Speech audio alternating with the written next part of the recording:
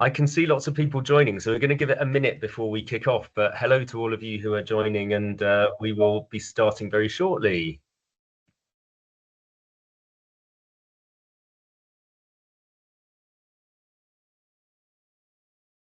And before we start, Ed, while people are joining, can I just say a huge thank you to Noah and Ash for helping us to run the webinar, because our technology does not allow the complexities of having speakers and other things. So we really appreciate the input that Noah and Ash and John have given us. So just like to make that, emphasize that. Thank you.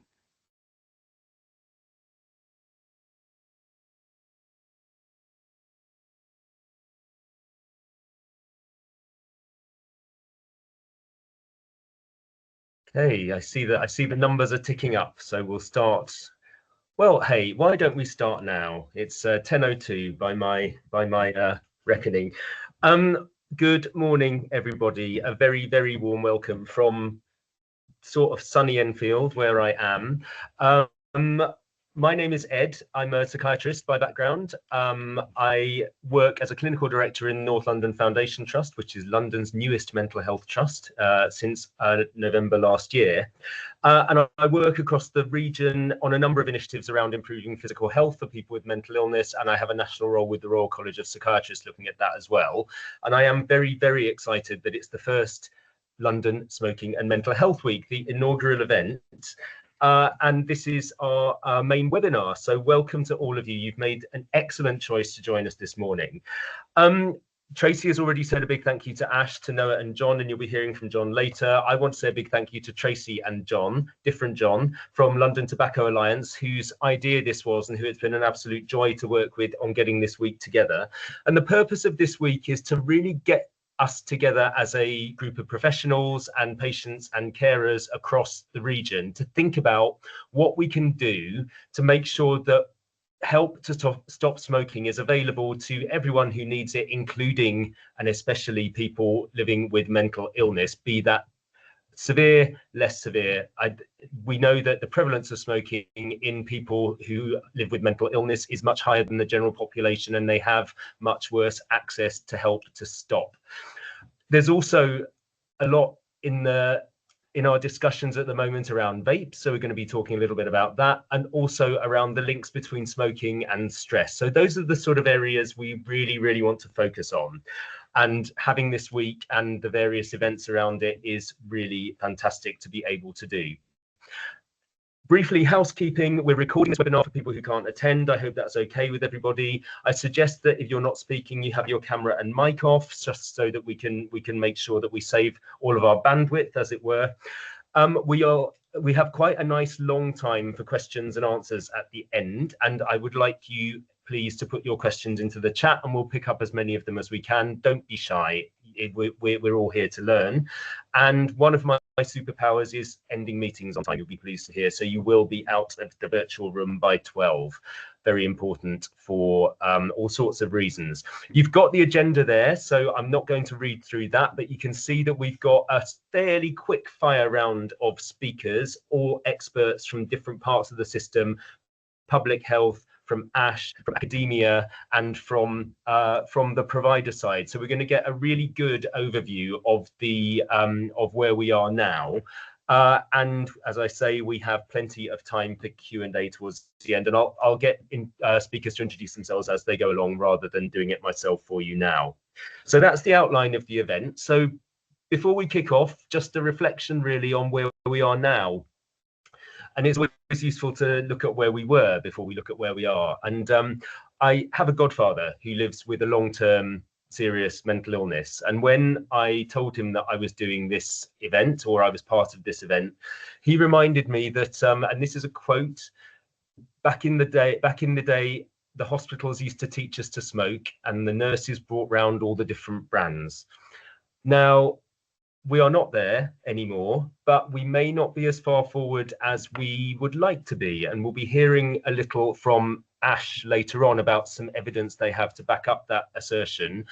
But I also recall something that happened not long ago in our trust, where a director of nursing colleague was giving a presentation around SmokeFree and used the term smoking kills. And there was a challenge from a staff member who said that was very harsh language, but smoking kills.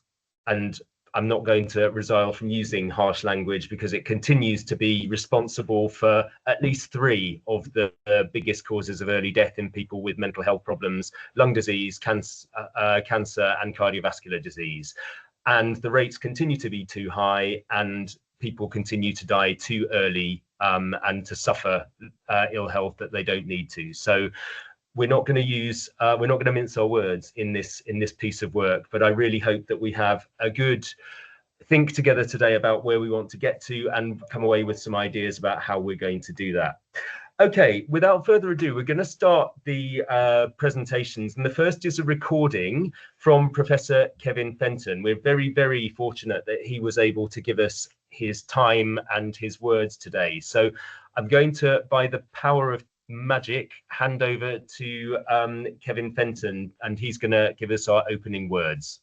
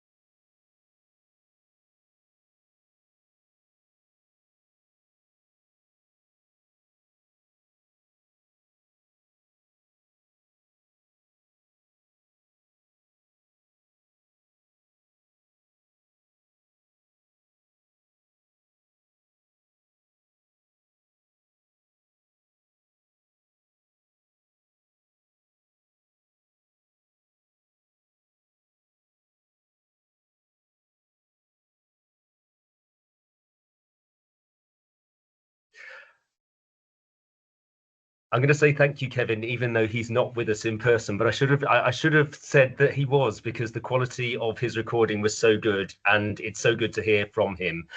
Okay, from one renowned expert to another, and Sanjay, I'm going to get you to introduce yourself and tell us who you are and what you do. But suffice it to say, you are one of our national experts in this area, and it's great to have you here. So over to you.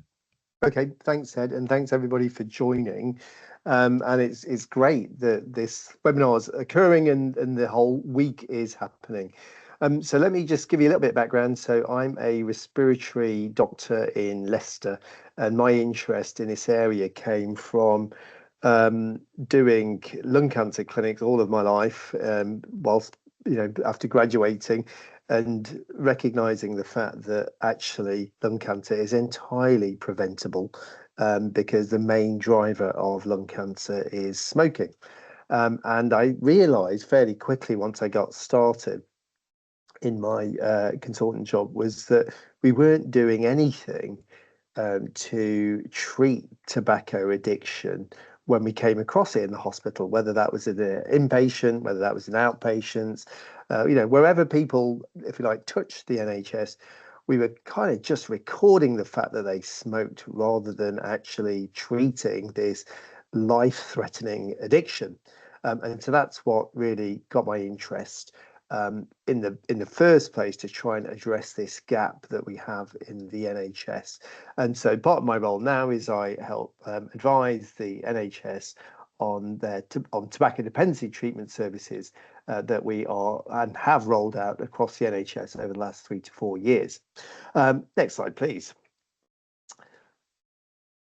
So I'm sure you'll hear the same thing repeatedly over the course of the webinar today, but we know that in terms of mental health, a lot of the people that we look after also suffer from socioeconomic disadvantage, and that intersects with tobacco use. So smoking prevalence is highest in the most deprived quintiles of our population, and this graph on the left shows that actually, excuse me, smoking rates are more than double in the most deprived quintiles of the population compared to the least deprived, and therefore treating tobacco dependency is also one of the ways in which we can address health inequality.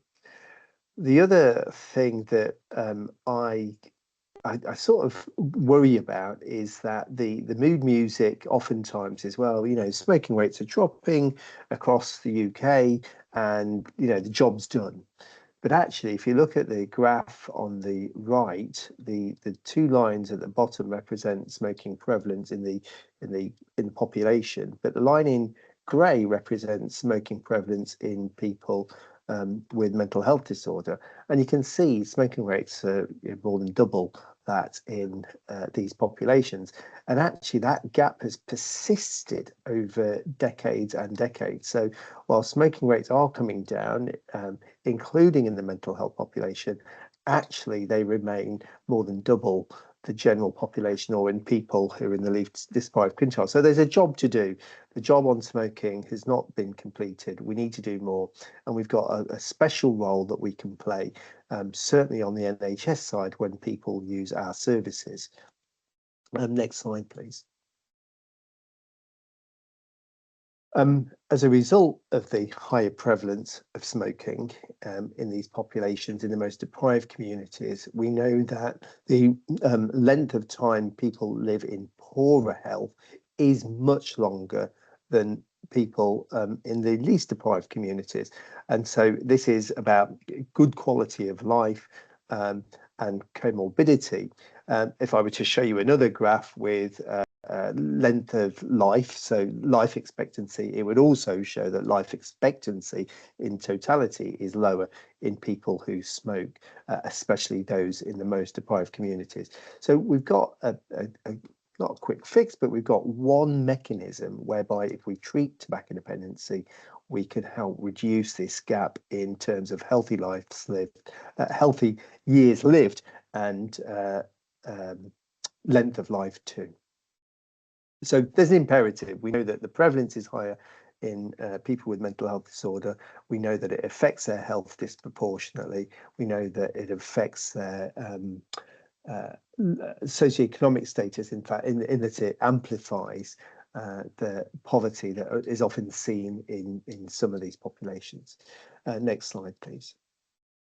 So about 3 or 4 years ago now, there was something called the NHS Long-Term Plan, whose aim was to address these modifiable risk factors in all populations, but specifically mental health populations, as well as the acute inpatient population and maternity services. So there's a whole program of work that commenced whereby we were implementing tobacco dependency treatment service in acute hospital trusts, in mental health trusts, and in maternity pathway. There was also work on alcohol and obesity, and oftentimes these intersect with tobacco addiction.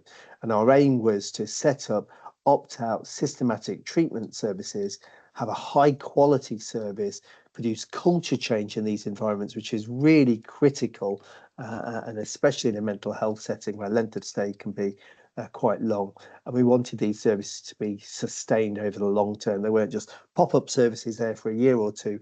They were to be, ingrained in and become business as usual. Next slide, please. So the good news is we've got about 52 mental health trusts across England, and we're pretty much there now in terms of having started and set up these services in almost all of those mental health trusts, which is great news. Across the patch, maternity, acute care hospitals and mental health trusts, those trusts are now submitting data on the patients that they see, including treatment rates, the treatments that have been provided, quit rates. And this particular graph shows people commencing a quit attempt by deprivation, by IMD. And we can see that the service does what it says on the tin with respect to seeing people in the most deprived quintiles of deprivation, and that's both in the mental health data set and in the acute care data set. And we know that quit rates in our mental health are around 45%. In fact, they're better than maternity and acute care, which kind of is myth busting that people with mental health disorder can't or don't want to stop smoking. There's also a program of work within mental health trusts to support the cut down to quit and harm reduction approach in the mental health pathways. Next slide, please.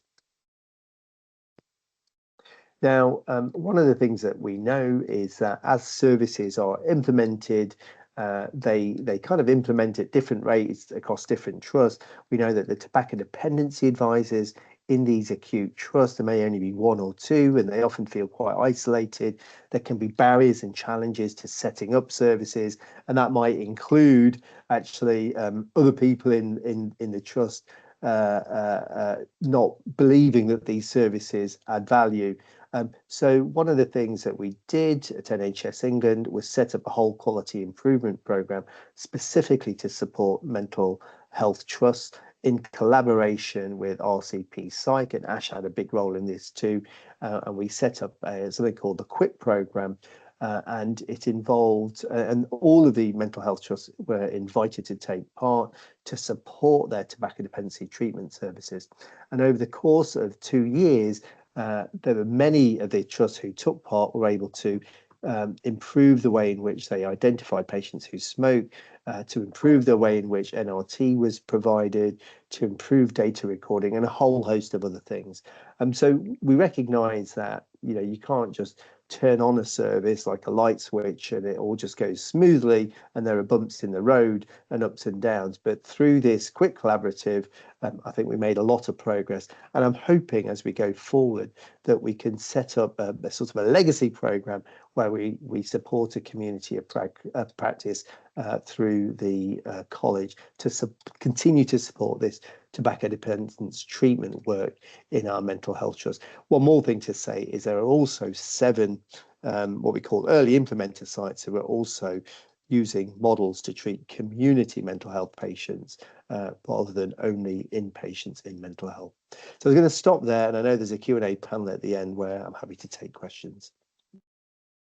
That's brilliant, Sanjay, and for keeping to time. I'm very, very, very, very grateful that didn't even have to do a reminder. So thank you. And I suppose it is really important to highlight that, like everything else in a way in mental health, this is an equity issue as well as a health issue. And I think certainly from my experience, the whole issue of early death in people with mental illness does have a lot to do with inequity.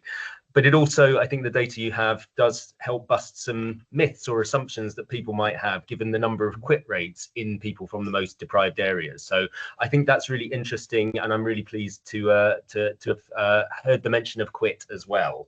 So we are now going to hand over to John Waldron from ASH, and he will tell you a bit about what the organisation does himself. Don't need me to do that, but also about some really interesting and actually quite concerning data that ASH have gathered around the issue of smoking inpatient services.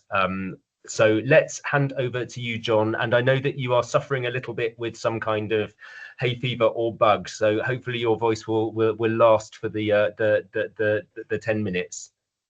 Thanks, Ed. Yeah, hi everyone. My name's John Waldron. I'm Policy and Public Affairs Manager at ASH, and I've managed to get a cold in June somehow, so apologies for my slightly croaky voice.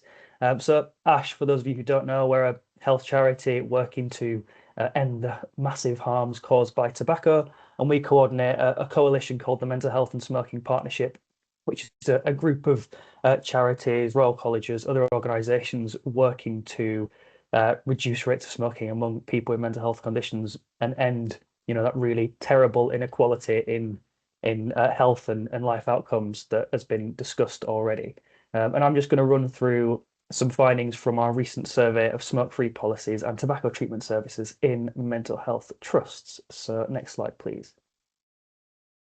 So this survey was a repeat of a survey we ran in 2019. So we've got that as a kind of comparator to see how things have developed since then. We had responses from 80% of trusts in England, so a really good response rate, and it was conducted before Christmas. So that's kind of the snapshot of what it gives information about. Obviously, it doesn't tell us about the changes that have happened kind of this financial year.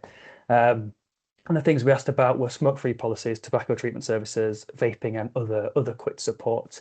And the key findings, which I've summarised there, and I'm going to go into them in a little bit more detail, were it was kind of a mixed picture. So on the one hand, quite positive. We saw that lots of services have made really good progress in rolling out tobacco dependence treatment services in mental health settings, but there are still some pretty significant gaps.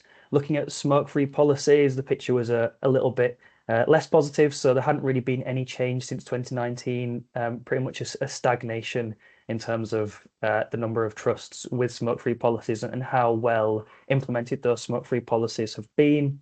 We saw that vapes are playing a really important role in enabling smoke-free policies and smoking cessation among people with mental health conditions. And I think every trust that responded allowed vapes to be used, and many of them were providing them to patients directly.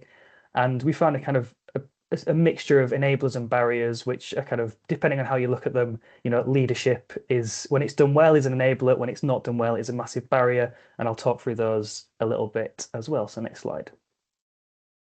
So just starting off looking at tobacco dependence treatment. So we found that almost 3/4 of mental health trusts are now offering quit support to patients who smoke, which is really encouraging, really, major progress when you consider where we were 4 or 5 years ago.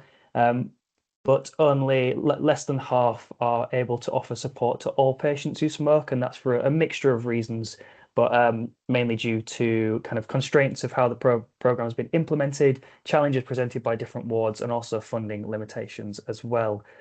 Patients were asked about their smoking status on admission, always or usually in 82% of trusts, so the majority of trusts, but that means you've still got around 1 in 5 trusts where patients are only asked about smoking on admission sometimes or rarely. So still quite a sizable gap there.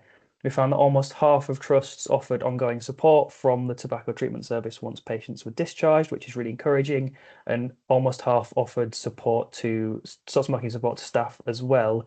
So overall, kind of, I think really good progress considering, where we've come from, but still some significant gaps and more to do. Next slide, please. And this just gives you a picture of the level of training that mental health staff are receiving on delivering very brief advice on smoking. So you can see, in around 40%, all staff or the majority of staff have had training on VBA. But then in the kind of remaining 60%, the picture's much more mixed, and you've got nearly 40% where a minority of staff have received training on VBA, which is really essential for people to have those informed conversations with patients about smoking cessation. So next slide, please. So looking at smoke-free policies, as I said, there's been relatively little change in the number of trusts that reported having a smoke-free policy between 2019 and 2024. So you had 85% compared to 82%, and you had 15% of respondents where smoking was still permitted on site. And then, so despite the kind of relatively good coverage of smoke-free policies, in practice, implementation was much more patchy. So half reported that staff escorted patients to smoke daily, which obviously contradicts NICE guidance. And even more depressingly, Section 17 leave was used to facilitate smoking breaks in around a third of trusts, despite CQC guidance saying that this undermines smoke-free policies and the principles of the duty of care to protect health. So still a lot of work to do there, I think, in changing the culture and approach to Section 17 leave. And we also found really major variation across trusts. So you had kind of the whole spectrum from some trusts where they don't have smoke-free policies, little to no support for staff or patients who smoke, all the way to people on the other end of the spectrum where this is a top priority. The whole system's pulling together to kind of implement a comprehensive smoke-free policy, and lots of trusts, and the majority of trusts, are kind of somewhere in the middle, doing their best in quite difficult circumstances, but all making progress to a kind of greater or lesser degree. Next slide. So this just shows you in practice where people are smoking on inpatient wards, and so you can see, bedrooms and bedrooms relatively common, but courtyards and hospital grounds, so the outdoor spaces, are where we're seeing the most breaches and the most frequent smoking. And one of the things we've seen shift since 2019 is there's been a shift away from people smoking indoors in bedrooms or communal areas to people smoking more often outdoors, which is progress in a way, but I think looking at that, you can see there's still a lot of work to do. So next slide. So touching on vaping, so as I said, vaping was seen as a really important way to kind of enable smoke-free policies and help patients stay smoke-free. All of the trusts we surveyed permitted inpatients to use vapes. 65% permitted vaping inside as well as outside, but that was mostly in private bedrooms rather than communal areas. And nearly 80% of trusts provided vapes for free, but often only for a limited period.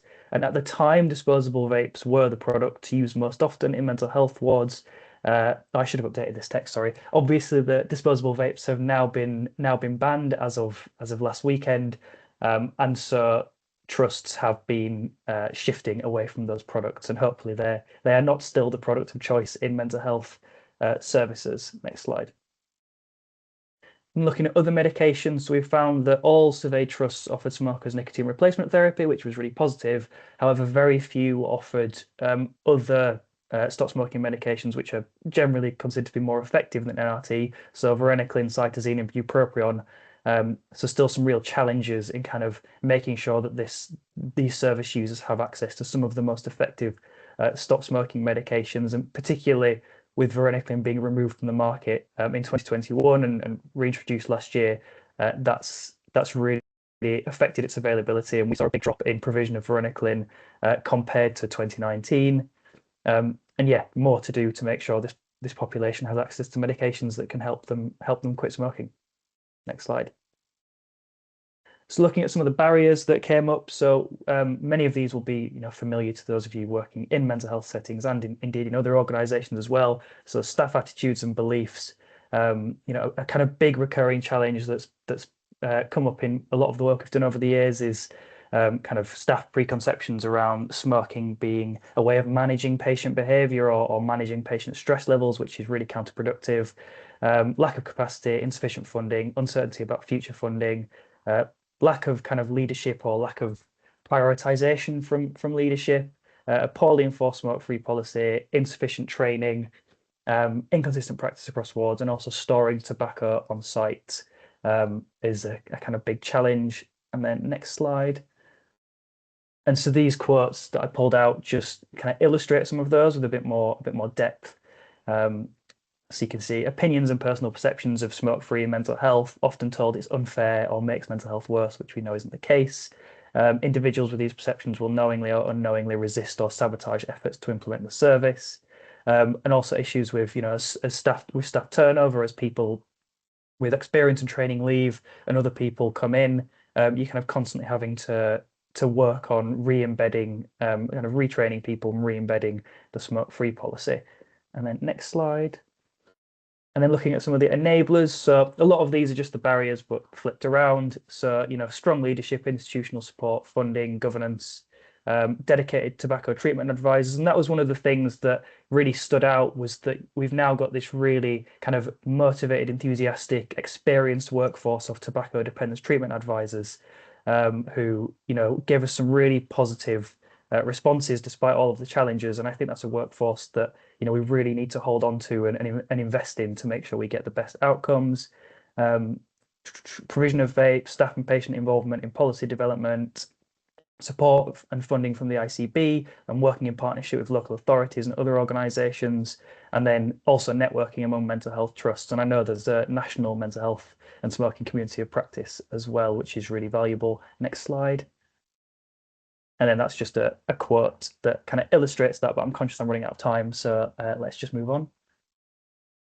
And then we had 5 recommendations coming out of it, and the first 2 are more for national government and NHS England, but the 3, 4, 5 are more aimed at services themselves. So ensure that comprehensive implementation of tobacco dependence treatment services and smoke-free policies is a priority for all staff from leadership down to the front line.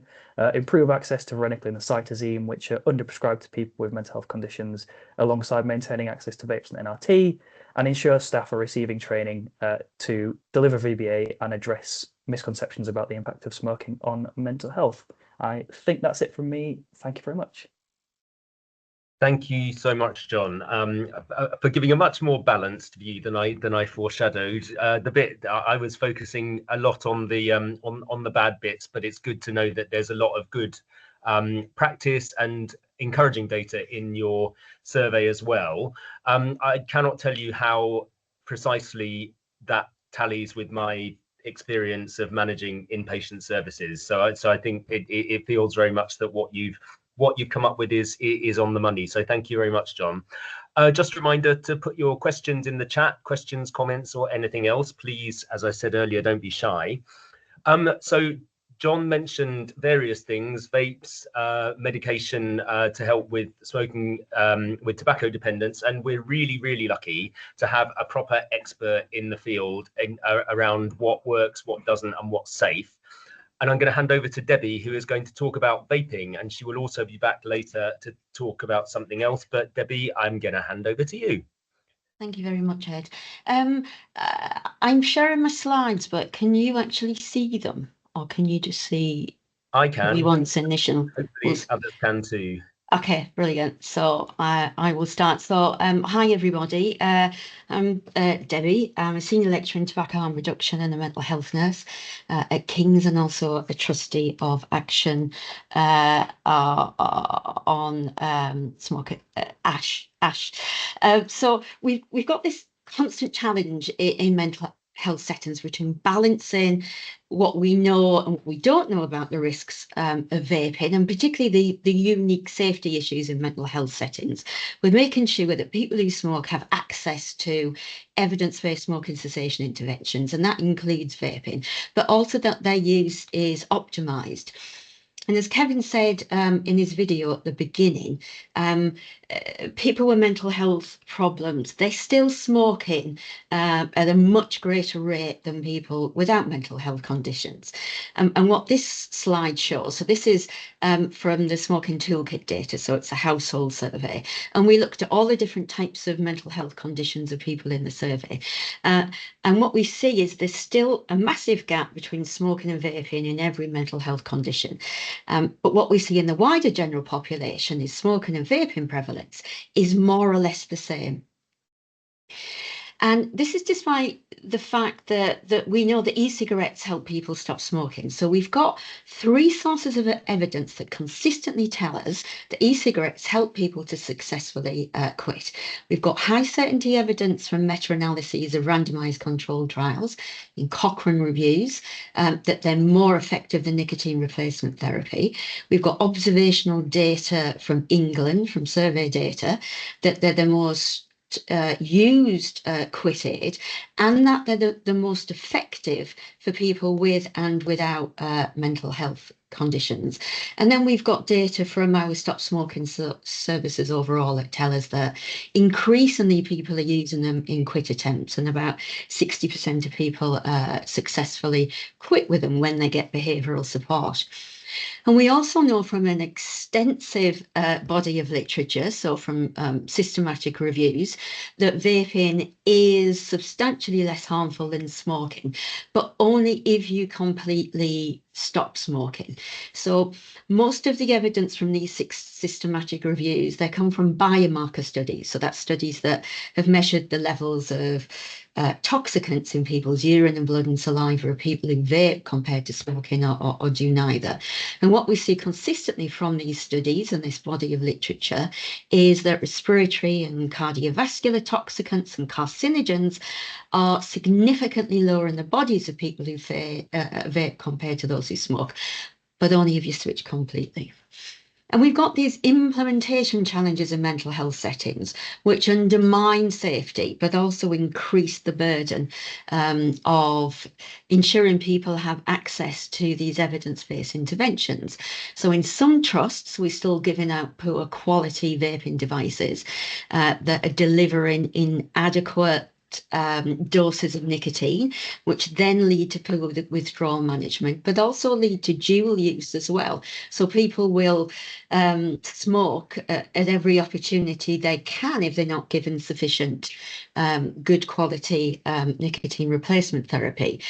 We've got very limited product options in inpatient services, which reduces the chance of successfully quitting. And then we have this kind of one-size-fits-all generic approach. And a lot of the time we're ignoring individual needs. And one size never fits all in addiction treatment. But there's an awful lot of good work going on in mental health trusts, despite limited guidance and coordination from the Department of Health and NHS England about the safe and effective use of e-cigarettes. So we've still got ongoing challenges, and it takes up a lot of energy about knowing what devices to supply and the funding and resourcing of vape supplies, and also the waste disposal. Apologies for background noise, but there's a helicopter landing opposite me. But I know there's a lot of conversations at the moment about passive vaping and passive smoking, and concerns from staff on inpatient units. So just a note about this. So e-cigarettes, they release a lot of particles right after each puff. But those particles, they evaporate quickly. They evaporate within about 10 to 20 seconds in indoor settings. Whereas cigarettes, they release fewer particles initially, but those particles stay in the air for much longer, and they don't disappear. So with vaping, we've just got the mainstream vapor, but with passive smoking, we've got mainstream and side stream smoke. In terms of what in the reviews where we've looked at passive vaping, there's not many studies. There's only 8 studies across these 2 systematic reviews. And what we see that very short-term exposure to passive vaping, you don't see any detectable levels of toxicants or levels that are significantly different between people who are exposed to passive vaping or not exposed to passive vaping. And a lot of these studies are confounded by smoking.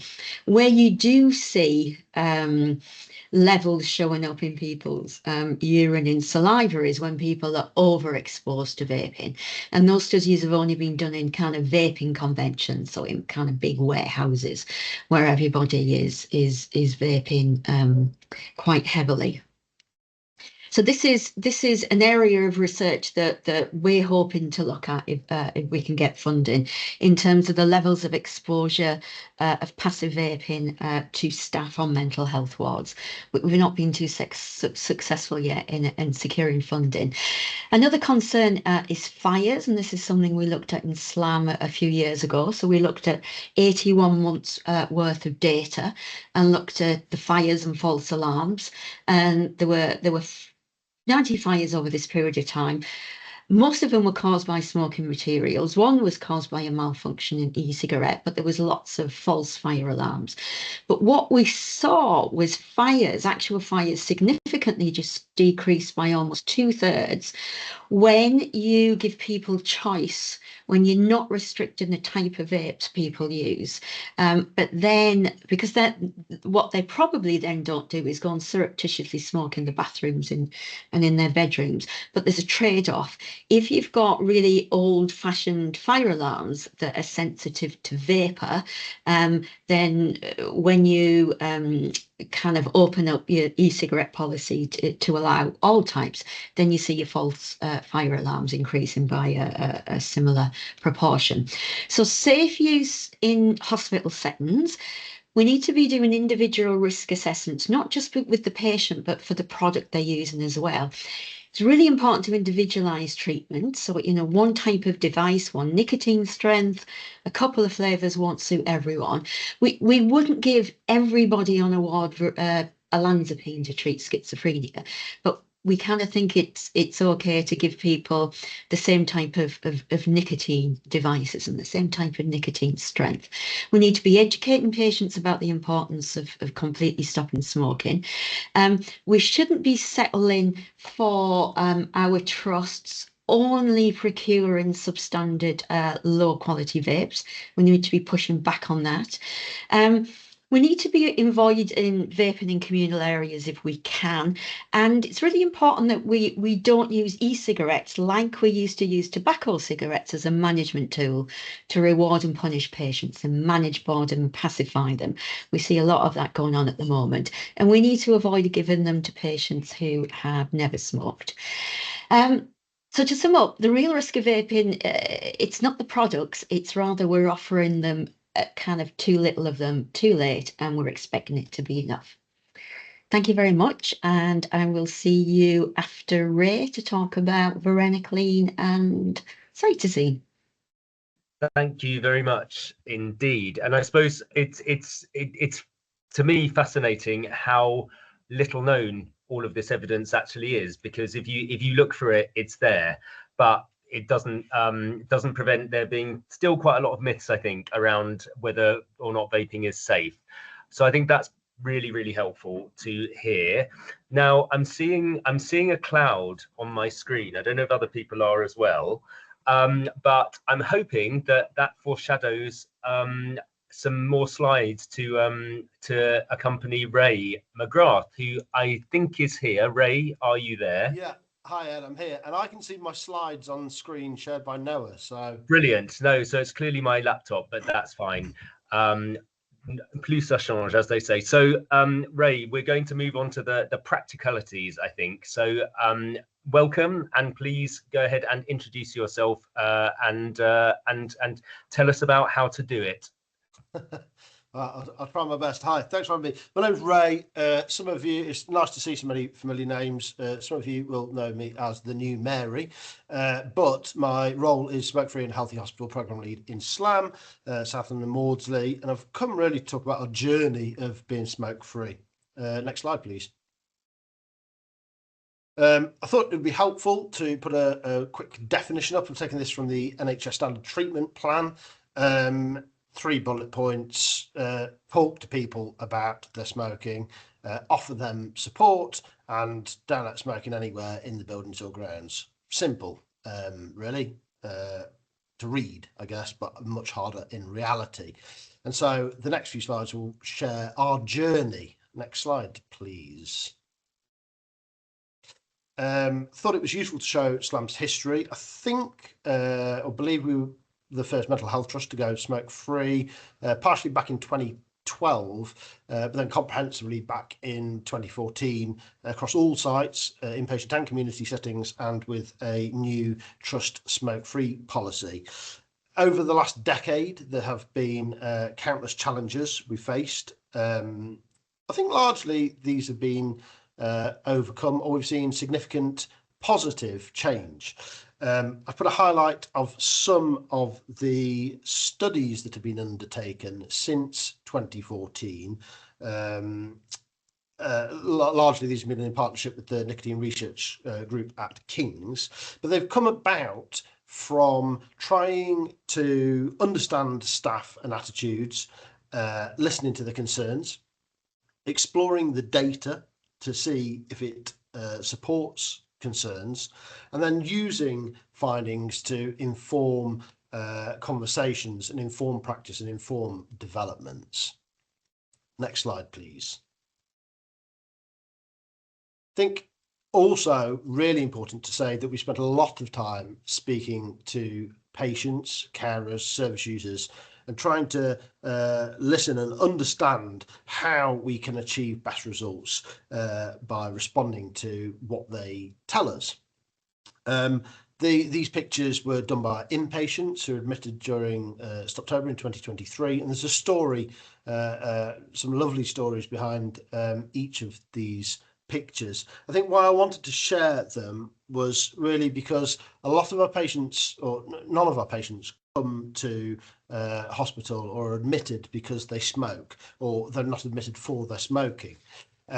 But as a smoke-free team, we often find people have valued that kind of unexpected opportunity and that break from smoking as one of the most valuable moments during their admission. And we see that continuing in discharge as well. So in our follow-ups, about 30% of the people that we reach out to have continued to remain smoke-free, despite the majority of people coming into our trust, about 75% saying, I don't want to stop smoking and I just want support to remain abstinent whilst I'm here.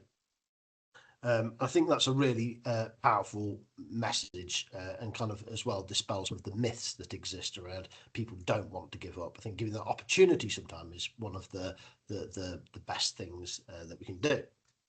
Next slide, please. So over a decade on, and we're in a stronger position than ever to help people stop smoking. We have screening and treatment is at 85% and 95% respectively in our inpatient settings. We've got recent materials from the CQC and the NCSCT, and they've set the standards for smoke-free in mental health settings. Some of this, I think, was informed by SLAM policy, but it's also helped to inform and update our own policy and in line with those best practice recommendations. And I've put here just a snippet, and I've only put the top 4 from the best practice recommendations from the standard treatment plan.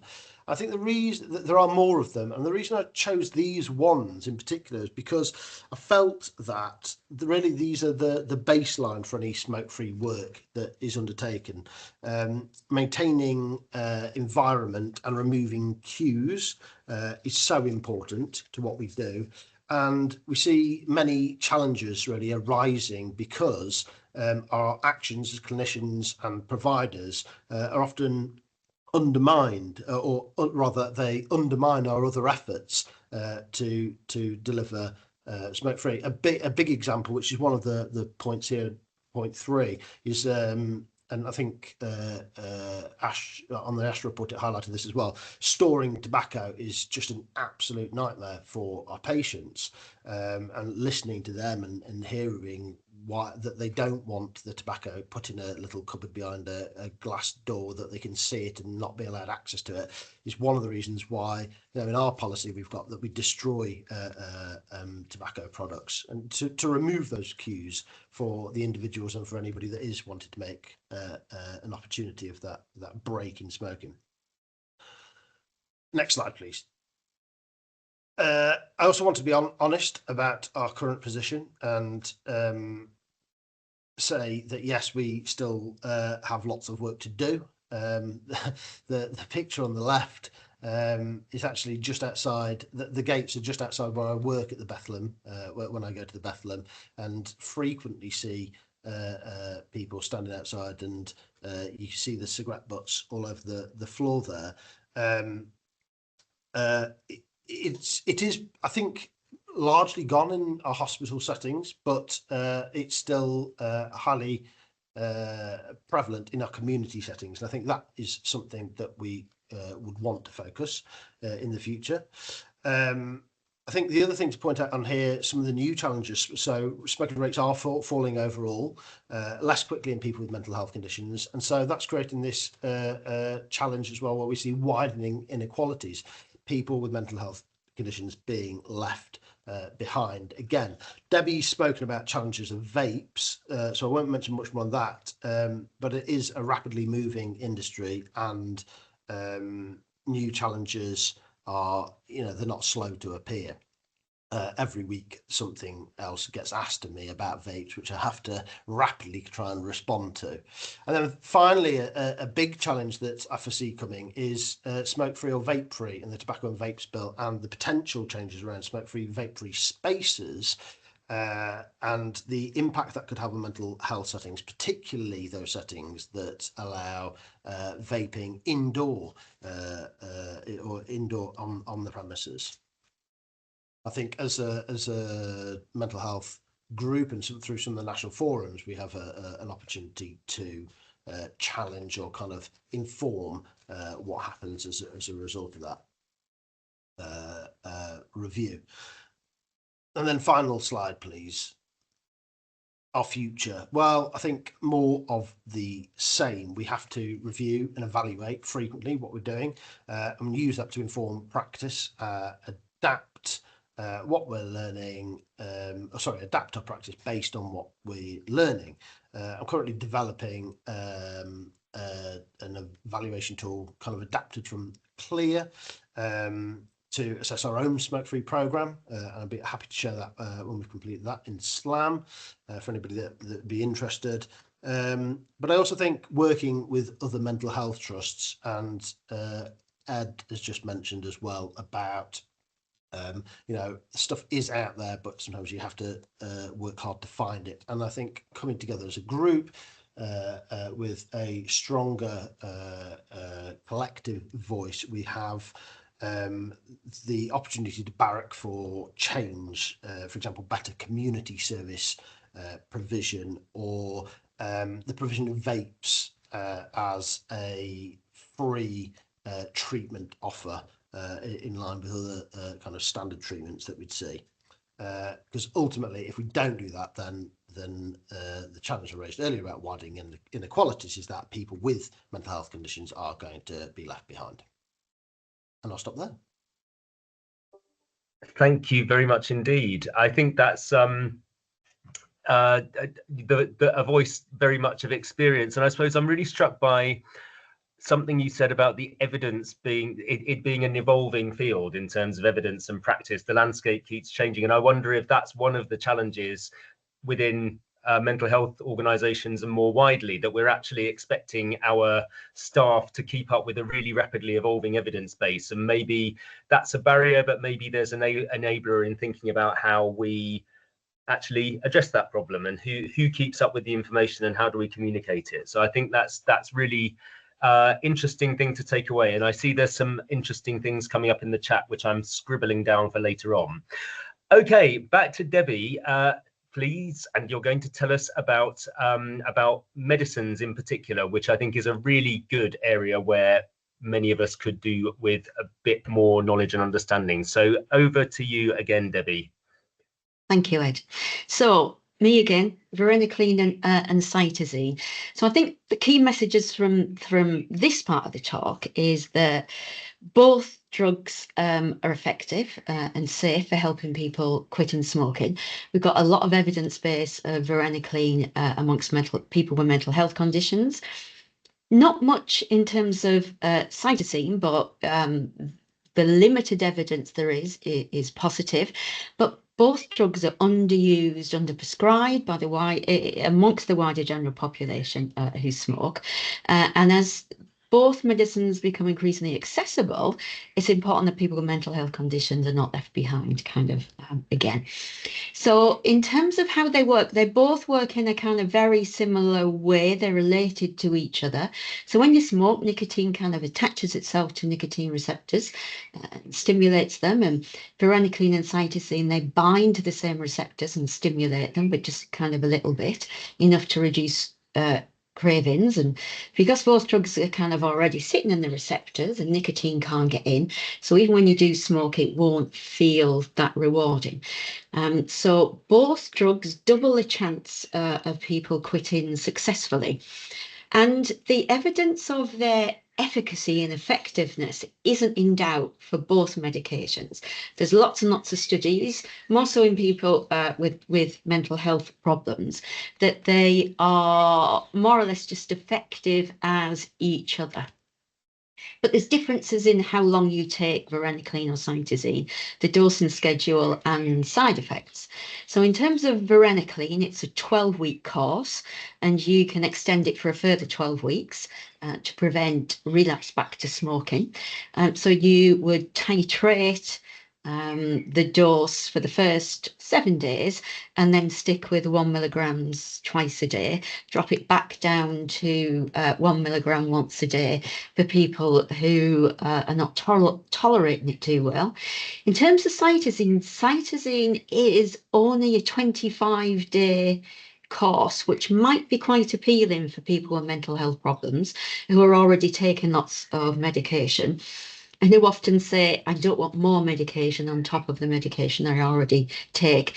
Cytosine's got a very short half-life. It doesn't stay in the body very long. So you need to give multiple doses throughout the course of the day, which kind of can make it quite tricky on an inpatient unit. Or kind of from adherence perspective. So you start with 6 tablets a day, then to 5 to 4, and then 2 tablets. If you give people 12 weeks of cytosine, you have similar effectiveness as varenicline. If you give 4 weeks of cytosine, which is it's kind of what it's what's the kind of recommended length of treatment, it's less effective than 12 weeks of varenicline. But you have fewer side effects with cytosine. You have less insomnia and you have less nausea, which again might be appealing for people with mental health problems. And one of the very few studies that there is amongst cytosine and people with mental health problems, this is a study that was published last year by colleagues in Australia and New Zealand, and they looked at the safety of cytosine and varenicline. So they followed up 1,400 people who smoked in Australia, and 246 of them had a recent mental health diagnosis, and they wanted to know, do people with mental health conditions get more side effects from these medications than people without mental illness? And what they found was that side effects related to mood and sleep and kind of thinking, they weren't significantly different between people with and without mental health conditions. So for cytosine, around 12% of people had mental health related side effects compared to 11% with people without mental health conditions, and kind of a similar rate for people prescribed varenicline. And I just pulled out a few side effects that we worried about on mental health units, so aggression and agitation. And what we see that amongst the people that had a mental health condition that were prescribed both medicines, there wasn't any incidence of aggression and agitation. Where we do see some differences, but they weren't significant, is in anxiety and depression. So both were generally safe and well tolerated by people with stable mental health conditions. But what we see is there's a big gap in the use of these aids. So the green jagged line is the prevalence of e-cigarettes used at a population level So these are products used in the previous 12 months to help people quit. And at the last data point, at the beginning of this year, 39% of people in the wider general population were using e-cigarettes to make a quit attempt. But when you look at varenicline, and as John said, it's only been back on the market since last year, but only 1% of people in the wider general population were using varenicline in a quit attempt. But it's never been hugely popular. It kind of was at its peak in around 2012, 2013, when about 10% of people were using it. And then finally, this is a study that we published last year with colleagues at King's and colleagues at University College London. And we looked at, so there was 8,000 people who'd made a quit attempt in the previous 12 months, and about 3,000 of them reported a history of a mental health condition. And what we see is that the people with a mental health condition, 39% of them were using an e-cigarette in a quit attempt. So vaping has this much greater reach than any other product. The next most common product people were using was nicotine replacement therapy over the counter, and 3.4% were using varenicline. So this is since 2016. But in terms of the differences between people with and without mental health problems, people with mental health conditions were more likely to use vaping products, prescription NRT and websites than those without a mental health condition. But in terms of the most effective aid, so this is based on the odds of quitting, the most effective for people with mental health conditions were heated tobacco products, vaping, or varenicline. There wasn't a significant difference in terms of effectiveness for the use of nicotine replacement therapy or any other quitting aid or method that you see on this list. So that has an important point, because in terms of if we want to give people the best treatment, I think we're reaching people with vaping, but we're not reaching people with in terms of varenicline. Cytosine doesn't show up in this data yet. The colleagues at University College London who did this monthly household survey, they are starting to collect that data, but it's not showing up in the data yet. So to summarise, there's no wrong smoking cessation aid. We just need to make them much more accessible, and importantly, we need to improve the experience of taking them. And if we improve the experience of taking them, more people will be likely to take them. Thank you very much. Thank you so much again, Debbie. It's a really nuanced picture, isn't it, in terms of the evidence? And I suppose there's a more general theme which I see in areas beyond smoking cessation and people with mental illness, which is that they can very often be excluded within guidance from certain products. It happened to some extent with varenicline, and there was a position statement that the Royal College did trying to reverse that trend. And often it's because the evidence doesn't specifically look at some patient groups. Therefore, they can't. Therefore, the argument is that we can't know that they're safe. But the result of that is that people miss out on getting medicines that are probably safe and would definitely benefit them. So it's really good to hear that the evidence that you bring and the range of products, just a reminder that we have, and the range of options that we have. Okay, so we are going to, so we who are me have been talking a lot about severe mental illness because that's what I do. So I'm very pleased that there's someone here to tell us about something a little different, which is around depression and anxiety, which is some people use the term common mental illness, or certainly have done previously. And I'd love to introduce Gemma Taylor, who will tell you who she is and what she does and what she's going to be talking about. So Gemma, you are very welcome, and the floor is yours. Thanks, Ed. Thanks, everyone. It's been great to hear some really interesting talks and to see familiar faces and colleagues in the field as well. So for those of you who don't know me, I'm a senior lecturer in public health at the University of Bristol. I also have ended up in a strange position where I work at the University of Bath as well as a reader. But regardless of where I work, all my research focuses on this area, which is smoking and smoking cessation in people with depression and anxiety. So I'll be talking about a trial that we've just published a few months ago, where we integrated smoking cessation treatment into IAPT, which is routine psychological care for people with depression and anxiety. And I'll tell you a bit more about the service in a moment. And we tested the intervention in a pilot randomized and controlled study. Next slide, please. Disclosures. So it was funded by Sierra UK, and for a couple of years I worked as a statistical consultant to pharmaceutical companies. I don't do that anymore. Next slide. So speaking to the converted here, but smoking rates in people with depression and anxiety, which are the pink and purple bars, are up to, well, anywhere between 2 to 3 times higher than in the general population or in people without those mental illness. And it's the same pattern across all high income countries, leading to a series of health inequalities in this population. Next slide, please. Some work that I led a few years ago, I published in Cochrane and the British Medical Journal, found that stopping smoking offers mental health benefits equal to taking antidepressants.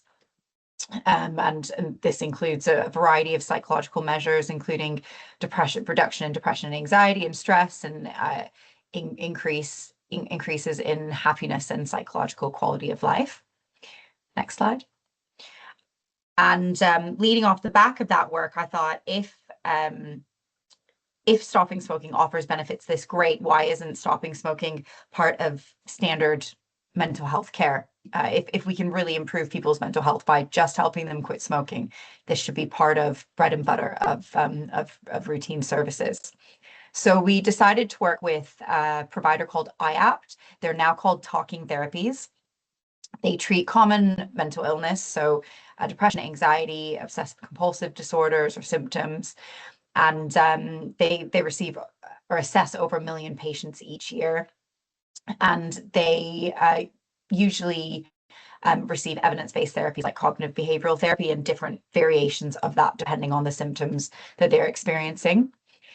And we decided to work with IAPT patients to run the trial. And because it's a pilot and feasibility study, although we were interested in smoking cessation, we were asking questions really around, can we actually deliver this intervention? Because Debbie and colleagues have worked a lot in secondary care, and it's been quite difficult to implement smoking cessation interventions into secondary care. So we weren't sure what to expect in primary care. So A, can we actually deliver the intervention?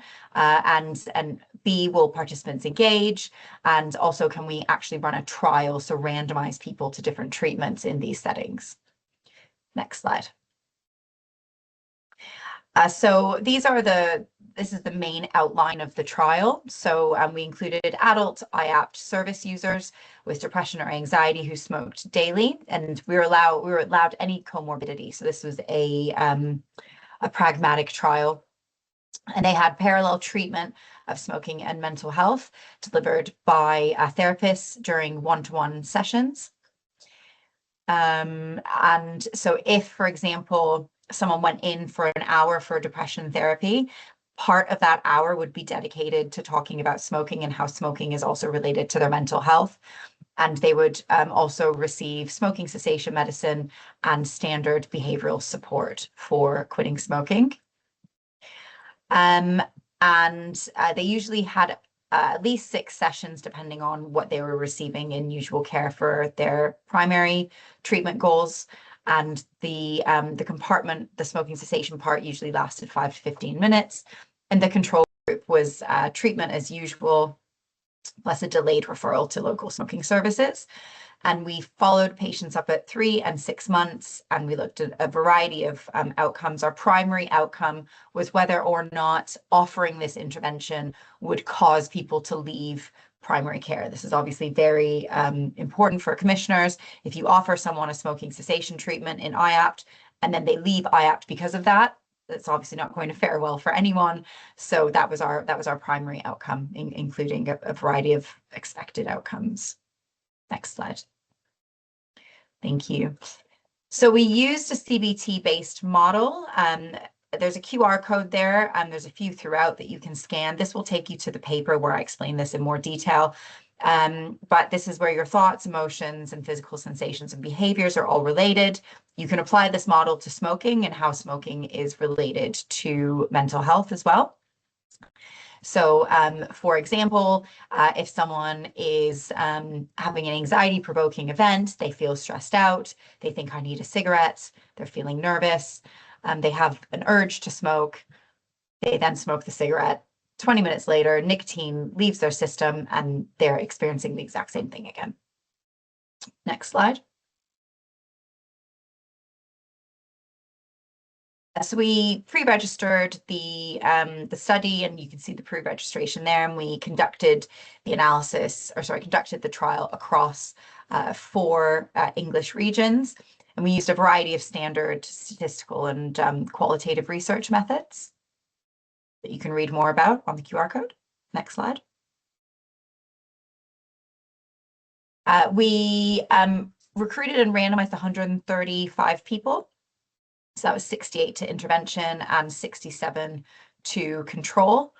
Our loss to follow-up was around 30%, which is what we expected. And we managed to include a lot of missing data from, we recouped a lot of the data from patient management systems. Next slide.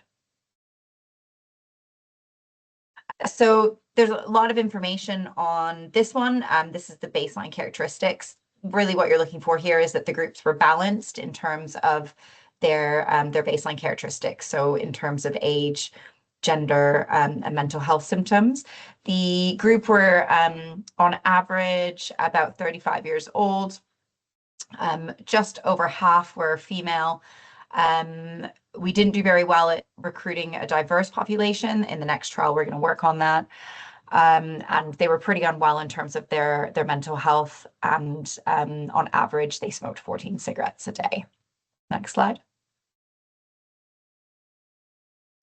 So some of the qualitative information really showed that patients and the therapists found that there was a reciprocal impact of smoking cessation and mental health treatment, such that when people managed to quit smoking, that had a benefit on their mental health, or when people's mental health started to improve, that also encouraged them to stop smoking. But what they really found specifically was when they did quit smoking, it offered a larger impact then on reducing their other depression maintaining behaviors. And from a patient perspective, what they really loved was that their therapist knew all of their challenges in their own life and with their mental health, and that they could incorporate that into into the smoking cessation treatment. Next slide. So what we found, there's a lot of stats here. Appreciate not everyone will be a statistician here, but I'll summarize this for you. Basically, what we found was that offering the integrated treatment did not impact on primary treatment outcomes. So people did not leave the service or leave their treatment because we offered them smoking cessation support, which is great. We also found evidence that offering the smoking cessation treatment increased quit attempts and successful quits as well that were bio-verified. And we didn't have any impact on mental health, but we wouldn't have had enough data to find that anyway. Next slide. And at 6 months, we found the same thing. So again, there was no cause of the treatment on making people leave IAPT, and also we found elevated quit rates and quit attempts, and again, no impact on mental health. Next slide. Next slide. So in summary, we managed to recruit. Practitioners and participants were satisfied with the intervention. Offering the smoking cessation treatment did not impact on engagement with the trial or with usual IAPT treatment. And we had evidence of intervention promise for a future trial and no evidence of mental health harm. Next slide. And thank you very much to all of my collaborators. And just to say that we're starting to recruit for the big trial now. So if anyone works in IAPT and you're interested in setting up a site, please reach out to me. I'll pop my email address in the chat bar, and I'd love to hear from you. Thank you very much. Thank you so much, Gemma. It's absolutely brilliant to hear about this research. I'm really pleased to hear that there is more coming. I was reflecting on the stats, and that's a lot of smokers. It's a high proportion of people with a common set of disorders, I think. So there's massive opportunity to make a difference here, and I think it feels like an actual example of integrated working, if I dare say so. So really pleased to hear about this, and I think it's a fantastic program of research. So thank you, Gemma. I think we're nearly time for our Q&A, so any more, please pop them in the chat. That would be great. I think I'm going to hand over to Tracy now, and she is going to tell us about the app, which sounds very mysterious, but Tracy, over to you. Thank you. It's not actually mysterious, Ed, but it is available and free for Londoners, and that is a huge step forward. So I'm Tracy Parr, and I'm the Programme Director for the London Tobacco Alliance. We are funded by London's local authorities, and some of you may know that all the local authorities for the last 2 years have had additional government funding, which is great. So we had a conversation with the directors of public health and agreed that we would try to procure and pilot a digital smoking cessation offer for London. And the reason for sharing this with you is that this is available for you, for your staff, and for your patients. So it is called SmokeFree. It is free. It gives 24-hour-a-day access to smoking cessation advisors via text, and it allows people to get vapes and NRT posted to them. Now, clearly, people in inpatient settings, that would need to be managed, but for many people, this is hugely liberating because it's complementary to normal services, and it's available 24 hours a day, and it's got lots of features on the app as well. Next slide, please, because I'm just going to briefly show you some of the data that we've got. We've now had 2,500 users in London, of which roughly half are non-white British. So we are reaching some of our ethnic minorities, but actually what we really wanted to look at was deprivation.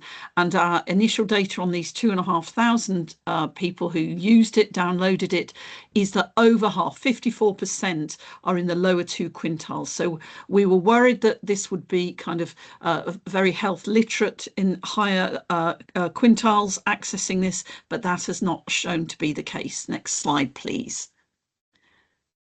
And also we wanted something that was available 24 hours a day. So we've been monitoring when people use the app and when they contact the advisors. And actually, again, over 50% of the contact is outside normal working hours. So we're providing a complementary service. A question for us, which we're exploring through qualitative interviews with users, which is literally ongoing, is that we have very low use of vapes and NRT in this group. 69% of people went cold turkey, which is astonishingly high. And we're exploring the reason why. Some of that maybe they have their own products at home, but we are looking into that further. Next slide, please. But the important thing is, so how many people have given up smoking using the app? Now, this is self-reported at 4 weeks. We don't have carbon monoxide monitoring because that would add a layer of complexity, but we have a self-reported quit rate of 40%, over 1,000 smokers in London at 4 weeks. So the trial has been very well received, and we are continuing that funding. So this is available for anyone who lives within London and continues to be available. If we go on to the next slide, there are materials available to promote it. I've put the link there to the landing page where people can get the app, and if people from London go into the Apple or Google store and download it, they will automatically be offered the free version. So that was a whirlwind tour, but very happy to take any questions or thoughts on that. Thank you, Tracy. And the app is so unmysterious that even I've downloaded it, not to use because I'm nosy, but it exists and it's easily accessible. So I would encourage people to use it and let other people know about it too. Okay, so we are at our Q&A session now, and we have the hive mind to end all hive minds on smoking cessation, tobacco dependence, and all related questions. So we've got John, we've got Debbie, we've got Ray, who appears to have gone to Debbie's virtual office. Hello to both of you. That's very economical. Thank you very much. We've got Gemma, we've got Sanjay, and we've got Tracy. So I guess there's a first question, and it's to any and all of you. What more can we do to bust the myth or debunk the myth that smoking helps to alleviate stress among the public and among health professionals? What do we need to do? Because it's a really pervasive narrative, and I hear it all the time from people in wards when I ask them about how their smoking cessation work is going. So who would like to give their view on that?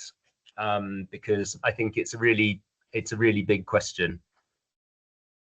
Don't be shy. Just Gemma, over to you. Hi. So I can talk from an IAP perspective and what's worked there. We use the CBT model to explain how mental health is worsened by smoking, and by explaining how the tobacco withdrawal cycle can actually worsen your mental health symptoms, and essentially linking it to also the half-life of nicotine and the other substances in tobacco. So they last about 20 minutes in your bloodstream. Once those go down, then you want another cigarette.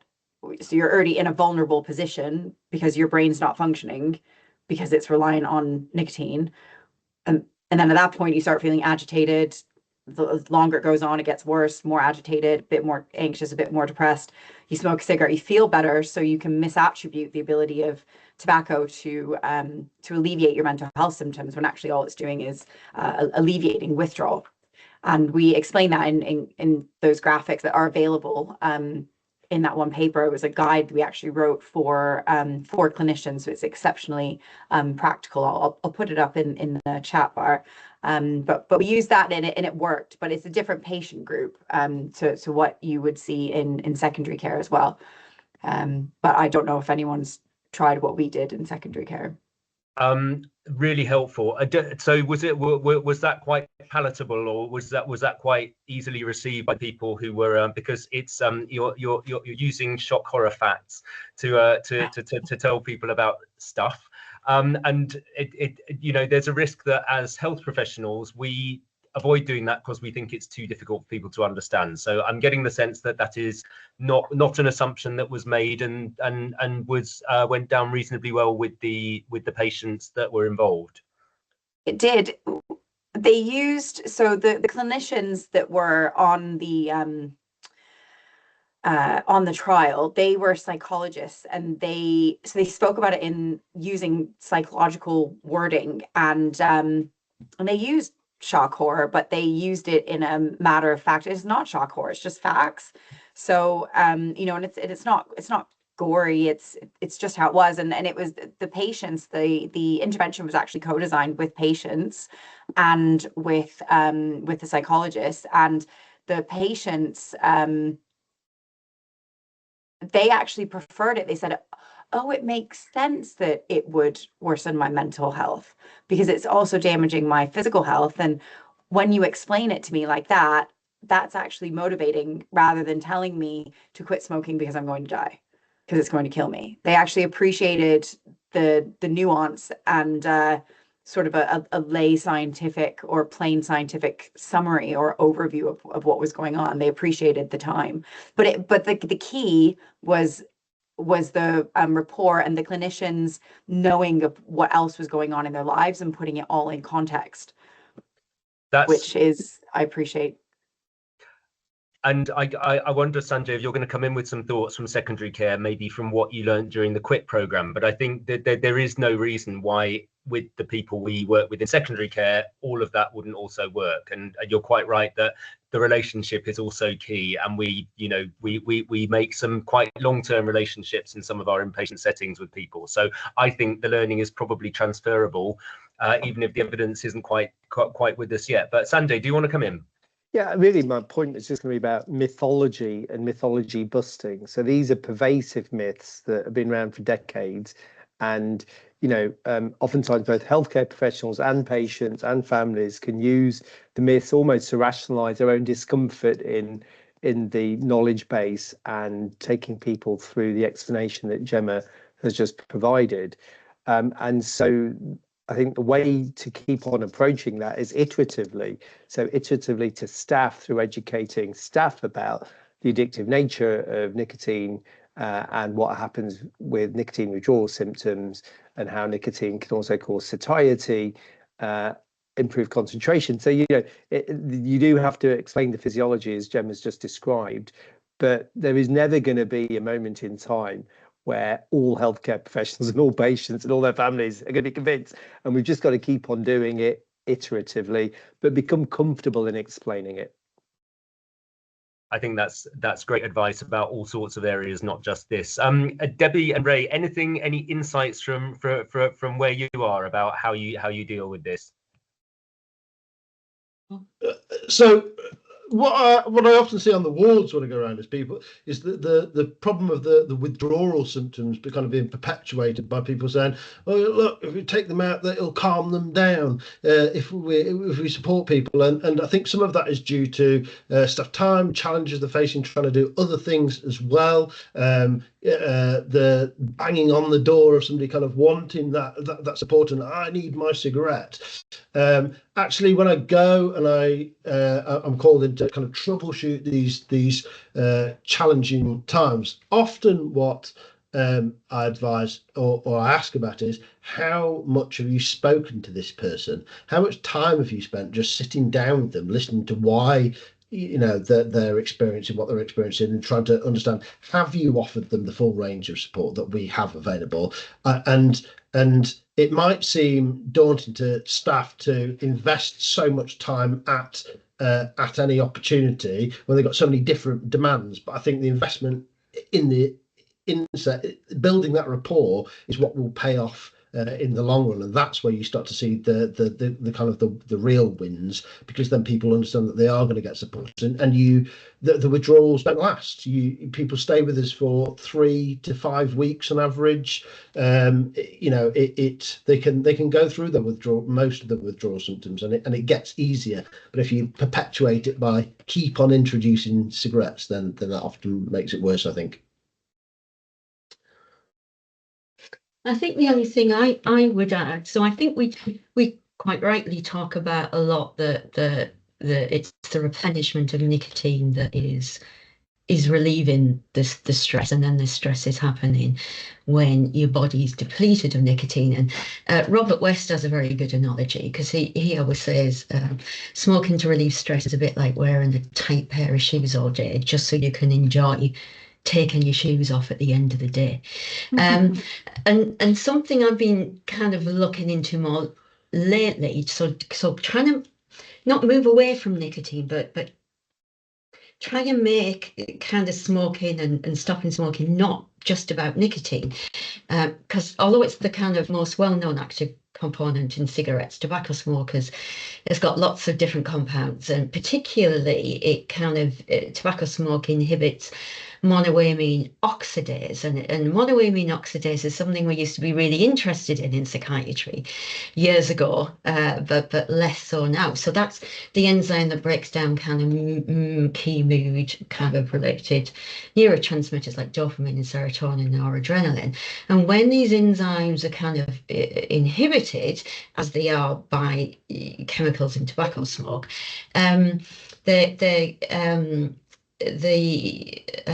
those kind of feel-good chemicals, they stay active for longer. So this probably enhances the rewarding effects of smoking and contributes to some mood stabilizing appeal. So that is going on as well. So kind of when you stop smoking, you're losing that kind of effect, and so people kind of feel quite empty and anhedonic, and some of that is to do with monoamine oxidase, but also I think we kind of also need to acknowledge about the ritual of smoking for people. So after meals and after a drink and before you go to bed and kind of when you wake up, and how it's tied to routines and memories and even your identity. And I think for many people living with anxiety and depression or psychosis, it feels like one of the only consistent tools that offers a kind of fast relief for them. So smoking becomes a learned coping mechanism, and people do use it to manage stress, not because it's the most effective way to manage stress, but it's probably the one coping mechanism that they've practiced the most. So we kind of need to undo all this. That was a bit of a ramble. Apologies. No, I think that's really helpful. And I was quite struck when you presented about how I can't remember the precise stat, but people with mental illness tended to use more heated products, for example. So I guess that feels like the ritual and the practice and the sort of outside of the pharmacological effects are really quite important there. So I think that's right. And I suppose the other observation is that if we are not taking people out to smoke, we have lots more time to have these conversations with them and lots of other ones beside.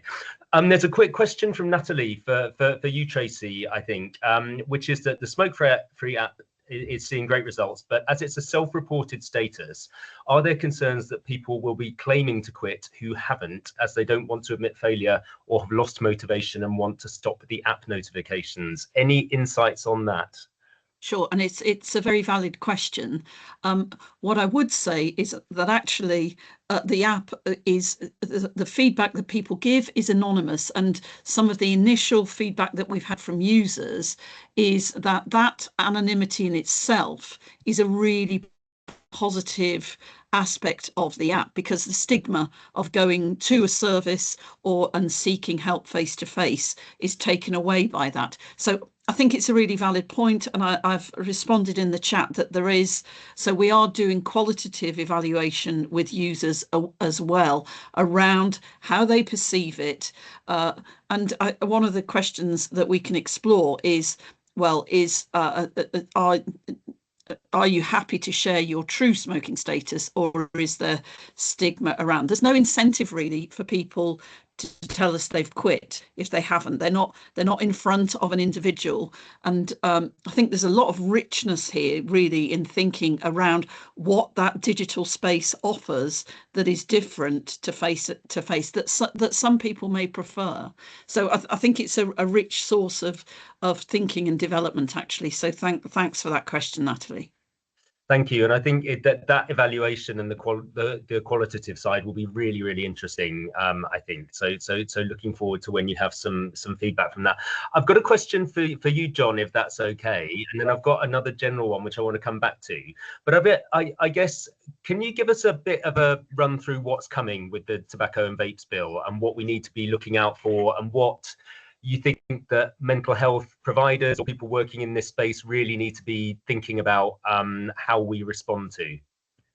Yeah, of course. So the bill is currently, it's going through Parliament. It's about 3/4 of the way through. We're expecting it probably to pass into law towards the end of this year. And for those of you who don't know what the bill does, the kind of key measure is to introduce a generational smoking ban to prevent future generations from becoming addicted, which will obviously also benefit people with mental health conditions. And then also there's a kind of series of regulations around vaping. And I think Ray mentioned as well the kind of proposed regulations around extending smoke-free spaces to more outdoor spaces and potentially introducing some vape-free places as well. Although the government hasn't been very specific about what they mean by that. And so what will happen when that legislation passes is the government will launch consultations on lots of those measures. And I think some of the key ones for mental health professionals are the consultations on the vape-free and smoke-free spaces, because of course, particularly the vape-free spaces, we want to make sure that it's not kind of discouraging people, kind of vulnerable service users, from being able to use vapes to quit smoking, or kind of undermining the work that mental health services are doing to support patients to quit smoking. So I think having those perspectives from mental health trusts feeding into those consultations to make sure the government, has that perspective will be really important when that comes around. Thank you, John. I think it's certainly the communication that comes through Ash is always really clear and very, very, very easy for people to pick up when we send them around our network. So I think people should be keeping an eye out for those updates. They're incredibly useful. There's an interesting comment by Gavin, who's had to leave the meeting. Otherwise I'd have brought him into the conversation, partly because he's working with me, so I'm allowed to do that. But he's not here. But he's brought up a really interesting question about data and the quality of the data that we have, including around quit rates. And I want to come back to a comment that's been made in response to that. But first, anything to say about how we currently record our data around things like referral to tobacco dependence, smoking status recording, and so on? Perhaps one maybe for Sanjay or Debbie or Ray to think about any top tips for how to make sure that we're recording things really, really well. Yeah, so maybe I can kick off with that. So firstly, data and IT systems is probably something that we all universally hate when it comes to hospital systems, or even community systems. But nonetheless, unfortunately, that's the way we can measure things like, for example, how many people are coming through who are current smokers who we look after, be that in a community or a hospital setting. So we've got to record it. If we don't record it, we've got no way of improving. And also what treatments we provide or what interventions we provide also needs to be recorded, because if we don't, then we don't really know what we're doing. We're just working in the dark, aren't we? And then in terms of outcomes, and I fully accept there are different types of outcomes here. So one outcome might be a quit date. Another outcome might be a harm reduction approach and reducing smoking. And they're both valid outcomes. And it's kind of how we measure that locally and how we record that. But I think the minimum things that we should record are whether somebody smokes or not, and record it electronically and do it systematically so that everybody just gets asked the question and it's recorded, and it can be drawn upon, so that tobacco dependency advisors can go and see the patients in the inpatient setting, or they could be used in an outpatient setting. And then what treatments they're provided, because how are we going to know whether, let's say, people are getting varenicline or cytosine or NRT or e-cigs? How do we know we're giving out and offering choice to those people? So I think data is unfortunately something that probably many of us resent the time it takes to record these things and to make them useful. But nonetheless, I think it's a necessary evil, as it were, to help us with the patients that we look after. Thanks, Sanjay. And I think one thing that many will be familiar with is that secondary care electronic patient records in mental health are not great for recording all sorts of things or reporting on them. I see Ray agrees with me. Gemma, I just wanted to reflect on the NHS talking therapies issue, because my experience is those services are really, really good at recording data, because they are very, very much driven by reporting outcomes and so on. Is this something that's routinely recorded in NHS talking therapies? Should it be? What's the situation around that at the moment? So yes and no. So it's getting better is the summary version of the answer. They're really good at recording their clinical outcome data, so PHQ and GAD, and more services are integrating recording of smoking status. They interestingly do record other health behaviors, so alcohol, drug use, but for some reason they didn't record smoking, but it is becoming more increasingly recorded. But I've not accessed myself a big pooled database of this data, if you see what I mean. So I've only gone into individual patient records where it was part of a trial where this stuff would have been recorded anyway. Thank you. It sounds like an opportunity we might want to explore a bit more in terms of policy and practice. So Debbie, do you want to come in?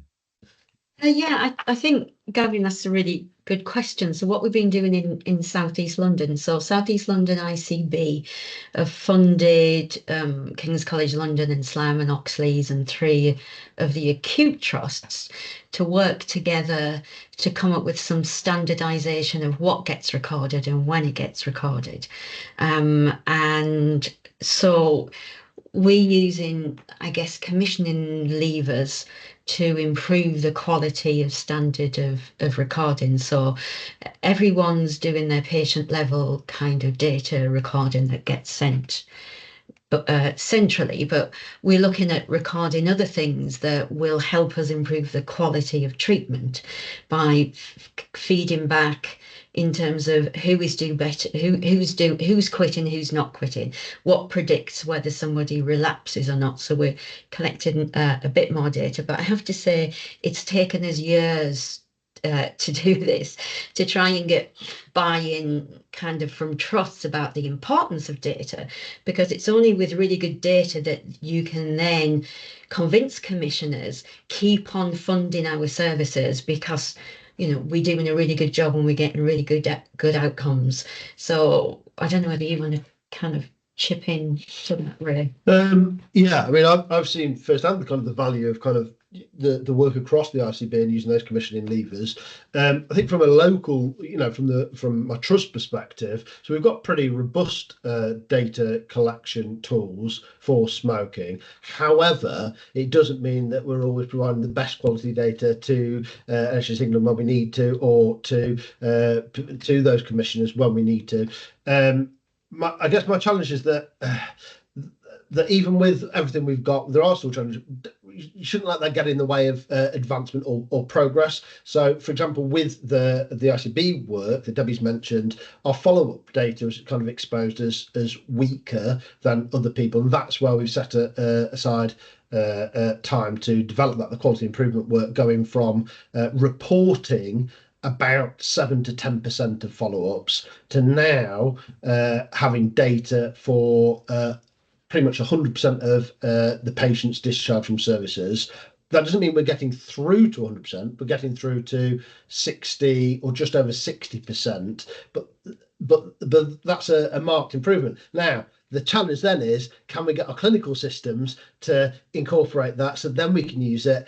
That's another challenge, but the data will exist, and I think if you can maintain some sort of progress, keep this on your high level agendas, then you'll be moving in the right direction. We're also using population health level dashboards for our community services. We've also bought into the national referral system, so that means when patients are staying in our community services, we use our electronic record system. Three buttons, click, and it sends the referral directly to the local authority service. And I've got access to how many we're sending, how many people are getting seen, and then, as Debbie said, again, using the power of the kind of the ICS, the ICB, to link in with those local authority leads as well and get some of that feedback. Yeah, and that's a really popular function actually, the direct referral route. I think that goes down very well. I think for me, it's also takes a lot to get clinicians to record things in the way that provides that information, because they quite often think, well, that's not my particular issue. But when you can present data back to teams, and you don't have to say anything because they will do it themselves and see how their team is comparing with other teams, you do start to see an improvement in recording, because people can start to see what the output is, as well as being told about the input. And as someone who manages services, I live through a lot of data conversations. Sorry, Ed, it's also mentioned in the NHS the NCSET treatment guide as well. Showing people that evidence also develops some healthy kind of competition sometimes as well, which is I always find fascinating to watch, when people are right, we're gonna try and do better than our neighbours, I think that's also positive. Yeah. The word is gamify. We have to gamify our process. So I've got a specific question that came up from Samaya in response to the data conversation, which is about observing that we record 4-week quit rates, but actually that may not be a very helpful metric for people with mental illness. And certainly the evidence tends to suggest that longer term or more bespoke interventions than we might give to the general population are more helpful. So I don't know if anyone has a thought about that. Are we actually measuring the right things? Should we be thinking about measuring at different points after the quit attempt? Interested to know what people think. So I can come in, I can start the conversation. So the average length of stay for inpatients in mental health is actually 35 days.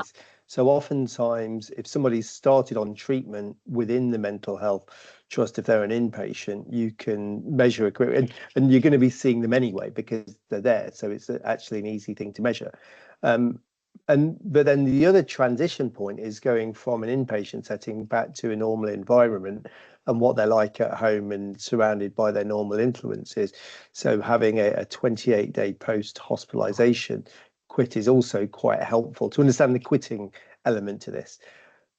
Collecting data at 3 months and 6 months would be ideal, be brilliant, wouldn't it? But the problem is getting that data. And we know that in lots of populations, whether it's mental health or acutes or community populations, it's very difficult for local authority stop smoking services to get that data back. Even in research trials, it can be quite difficult, and that's where you get drop off.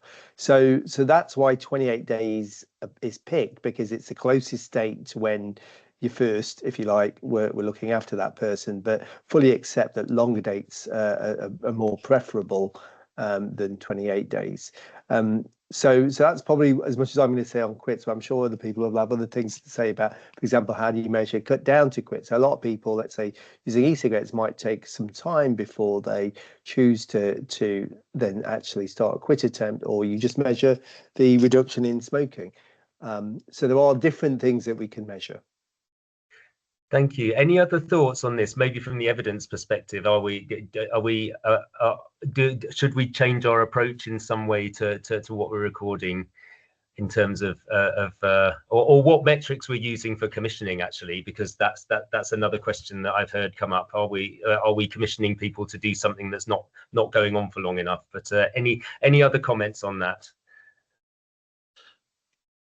I'd also like to add, sorry, just about not just the 28 days, 3 months and the 6 months, which we're working towards, being 3 months being a long-term part of our policies, but also every opportunity that you're speaking to people, because we see when we have collected the data that the waves and pathways of people kind of maintaining their quit attempts, or the smoke-free journey, I would say, after discharge. And so a key one for us is also that first week of discharge from hospital, or that 3-day follow-up that somebody gets. We're including that in our data as well now to capture people, because those are the crucial moments after discharge, I think, where you can quickly be reintroduced. And again, for a lot of our staff, it helps to dispel that myth that people that are coming in don't really want to quit. Well, actually, in the first week from hospital, more than half of those people are still remaining smoke-free. What does that say to your they don't want to? I think it tells a powerful message. So every opportunity. Yeah, and I think I wonder, thinking out loud, what we do as part of the discharge process to make sure people have access to NRT when they've had it as an inpatient. I'm going to move us on to the last question because we're getting towards time. So I'm going to ask all of you. So this is fair warning that you're all going to get this question and have a think. I guess, what do you think the one thing is that could change in policy or practice or guidelines or whatever that would make a difference in terms of reducing smoking in mental health settings or in people with mental illness generally? So it's a wide scope of a question, but it's one thing. And I'm going to come to Tracy first, if that's okay. Obviously, Ed, that's absolutely fine. Well, I suppose it's interesting. I reflect back on when I first started in this job, and I was brought in to try and bring all bits of the system together in an alliance. And what I was struck by was the number of people who said, well, smoking's fixed, Tracy. Why are you going into this job? Smoking rates are so low that you know, what's going to be the impact? And what I would say is, I would really like, the one thing that we need to do is to keep on making sure that everyone knows it is still a problem. And in mental health, maybe that's less true, but we're talking here for this week about people along the spectrum with mental health issues, from mild to moderate up to severe. So what I would say is making sure that the message that it is still a problem is there, and that we have 900,000 smokers in London who, if they on average lose 10 years of life, that's 9 million years of life of Londoners. So just getting that message over, because then all the policy stuff moves to the forefront with that. The visibility of the Tobacco and Vapes Bill, really helpful, but that's where I would start. Thank you. So narratives can be king. Who's next? Who would like to give their thoughts next? I'm happy to go. Yes, go. So two things. First thing is we need integrated care. So smoking cessation treatment is mental health treatment. It's one and the same thing. It has to be addressed to help improve well-being. And the second thing is, and I don't know who could be tasked with this, but the data recording systems, we're repeating data everywhere. It's bonkers. Like we're recording it in secondary care, IAPT, primary care, and probably other systems within these sectors, and none of it speaks. I don't know who can fix that, but we do need one system, or at least we need to get an AI engineer or a machine learning engineer that can pool everything together into one system for not just research purposes. There's been a very clear case made here around for commissioning as well, and setting the scene for services. So two things: integrated care, stopping smoking is mental health treatment, and integrated data systems too. Yes, and as soon as anyone on the call knows who's going to fix that, please let us know, because it's been going on for years and years. Thank you, Gemma. I hope we're recording these by the way, these suggestions from people, because I think that'd be a really nice output for the week, is having those. I'm going to ask people to be quick now, so I'm going to quick fire. So John, do you want to go next? Yeah, thanks, Ed. So I think for me, we really need a much more coordinated kind of national strategy to bring together all these great strands of work with the long-term plan, and lots of other things going on in local authorities and so on. But we haven't had a kind of national tobacco control strategy since the one that expired in 2022. We've got 6 million current smokers who are going to be impacted by the smoke regeneration policy, a lot of whom will have mental health conditions. So we really need a kind of centralised government strategy that gives everyone a clear set of targets and metrics to be working towards to address smoking among this population. Brilliant, thank you. Sanjay? Yes, I'd say sustained funded comprehensive services. So, if there's no funding, many trusts wouldn't ever put, if you like, supply these services, treatments. So they need to be funded. They need to be funded for the long term, i.e. sustained, so not just for a year or two. And they need to be comprehensive, meaning they have to provide all of the various treatments, a long-term follow-up, and provision for data recording, quality improvement. So it needs to be comprehensive. So those three aspects. Brilliant, thank you. And last words go to South London's finest double. I think I would say have a national target for smoking prevalence amongst people with mental health problems and incentivise people to reach that target. But I think importantly, I think we should have people with mental health conditions and those conditions and situations that intersect with mental health to be central to the design of policy and interventions. Thank you. And Ray? Well, in a similar vein, and I didn't read your notes, listening to the people that we serve. I think there needs to be more of that. And my big takeaway when I listen to people is that they want us to continue supporting them. They want care to transition from inpatient settings where we invest a lot of time and effort and kind of build them up to succeed. They want that support to continue when they go back to the communities, and not for us to pass the buck to unknown entities or voices on the end of a telephone line that they don't recognise. And with that, absolutely brilliant contribution, putting people back at the centre of the conversation as we should. I'm going to say a huge thank you to our panelists. Absolutely brilliant to hear from you. Really top quality content and learning for everybody. So I couldn't be more grateful for all of your time. Thank you. So we are nearly at time's up. I'm going to come back to you in a sec, Tracy, just to give us thoughts about what the next steps are. But I suppose, it's really clear that this problem is still a big problem and it has not gone away, as Tracy has commented. But it also feels like we have loads of interventions at our disposal. We've talked about vapes, we've talked about medication, and we've talked about different kinds of comprehensive support and places we can do it. For example, NHS talking therapies, amongst many others.